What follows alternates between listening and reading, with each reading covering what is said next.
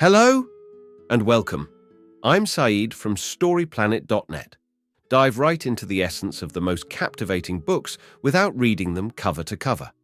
Whether you're on the go, at the gym, or just relaxing at home, we offer you a unique and enriching listening experience. Today, we are exploring the book, Work Won't Love You Back, a creation by Sarah Jaffe. Work Won't Love You Back, 2021, challenges the common belief and perception of what constitutes a good job. Through thorough research, interviews, and reporting, it examines the historical roots and present-day consequences of the notion of following your passion. The outcome is a startling portrayal of the current state of work and an impassioned call to advocate for a more promising future. Before we delve into these revelations, it's interesting to note that Sarah Jaffe is a freelance journalist with a focus on labor issues and the contemporary work environment. Her writing has been featured in prestigious publications such as The New York Times, The Guardian, The Washington Post, The Atlantic, The Nation, and The New Republic. She is currently a reporting fellow at the Type Media Center, a non-profit organization committed to supporting progressive journalism. Additionally, she has authored the book Necessary Trouble: Americans in Revolt. With 8 key ideas to unveil, brace yourself for a deep dive into this captivating book on storyplanet.net. To start, the text discusses the notion of doing what you love and questions its true value and benefits. The message of do what you love and you'll never work a day in your life is popular but has problematic assumptions. Many aspire to work at something they love, but this idea hides deeper issues. Workers used to have different views on labor. Our current ideas about work came from a labor movement defeat, and doing what you love often means accepting a bad deal at work. Key idea number 1. Many workers today have adopted the labor of love work ethic, a relatively new trend. In the modern labor market, employers expect their employees to be passionate and dedicated to their work. This idea of loving your work has become a work ethic and is something many workers feel pressured to live up to. In the past, a good job was defined by free time, resources, and stability, and workers were able to organize and strike for better conditions. The Fordist Compromise was a notable victory for workers, but it was not a lasting solution. Key idea number 2. Neoliberalism has had a profound impact on the job market, leading to the breakdown of the Fordist Compromise and a significant shift in attitudes and dynamics. The Fordist Compromise between employers and workers began to unravel in the 1960s as employers grew frustrated with workers' concessions. This led to the rise of neoliberalism, where businesses aggressively pursued profit maximization.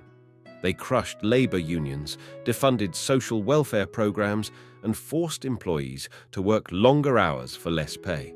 Neoliberalism drastically transformed the job market and deindustrialized and feminized it. In the 1970s and 1980s, leaders like Margaret Thatcher and Ronald Reagan pushed the neoliberal agenda, creating low-wage jobs in the service and retail sectors, predominantly held by women and people of color. The job market also diversified with the entry of white men into fields previously dominated by women. Key idea number 3. Modern labor is often divided into 2 gendered spheres, reflecting the idea of work as a labor of love ethic. The modern world of work can be divided into 2 main spheres: care work and creative work. Care work involves caring for other human beings, while creative work focuses on creating something.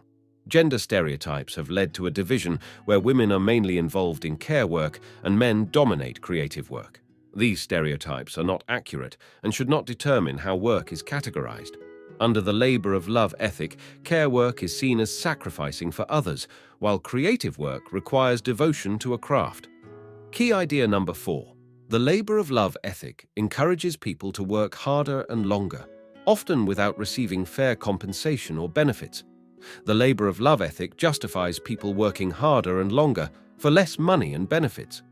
Wages have stagnated or declined in advanced capitalist countries, while employers demand more from their workers. The traditional 40-hour work week is a thing of the past, with irregular schedules becoming common. Even in well-paid industries like tech, long hours are expected because employees are doing what they love. Key idea number 5, the idea that working out of love can undermine the value of our work and manipulate our emotions as workers. The labor of love ethic devalues our work and uses the concept of love against us as workers. According to this ethic, if you love what you do, you should be willing to do it for free and with no limit on your work hours. If you don't love your job, tough luck, you should consider yourself lucky to have a job at all. Your emotions don't matter. You have to act as if you love what you do or risk losing your job. Key idea number 6. The labor of love ethic discourages unionizing and creates distance from our loved ones and passions. The labor of love ethic promoted by employers discourages workers from organizing unions or striking for better conditions. Employers claim workers are part of a family or team, but in reality, they are hired for their labor and can be fired if they don't meet expectations. The metaphor of the workplace as a family is flawed because family relationships are based on love, while work relationships are based on unequal power dynamics. The labor of love ethic blurs the boundaries between work and personal life, leading to burnout and strained relationships with family and friends. Key idea number 7. The author suggests that in order to break free from the mindset of working excessively because we love what we do, we should focus on building stronger connections with one another. The text highlights the issue of work taking up a significant portion of our lives, leaving little time or energy for other things.